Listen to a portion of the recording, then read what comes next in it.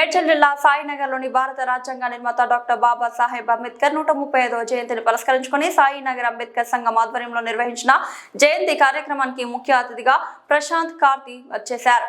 సాయినగర్ అంబేద్కర్ విగ్రహానికి పూలమాలలు వేసి ఘనంగా నివాళులర్పించారు. అనంతరం ఈ సందర్భంగా తల్లిదండ్రులు లేని నిరుపేద కుటుంబ పిల్లలకు 10,000 రూపాయలు ఫిక్స్డ్ డిపాజిట్ చెక్కులను పంపిణీ చేసిన ప్రశాంత్ కార్తి ఈ సందర్భంగా మాట్లాడుతూ భారత రాజ్యాంగం ద్వారా బడుగు బలహీన వర్గాలకు స్వేచ్ఛ స్వాతంత్రం అందించిన గొప్ప మహానేత డాక్టర్ బిఆర్ అంబేద్కర్ అని కొనియాడారు.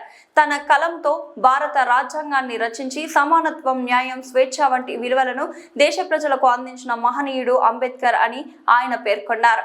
ఈ కార్యక్రమానికి ముఖ్య అతిథులుగా విచ్చేసిన president Gogarao, general secretary Uday Kumar, Gajender Rao, Sudhakar, Punarji, Shantibabu, Subbarao, Sunil, Rakesh, Durga Prasad, Naresh Reddy, Shravan, Anil, Narayana తదితరులు ఈ కార్యక్రమానికి విచ్చేశారు.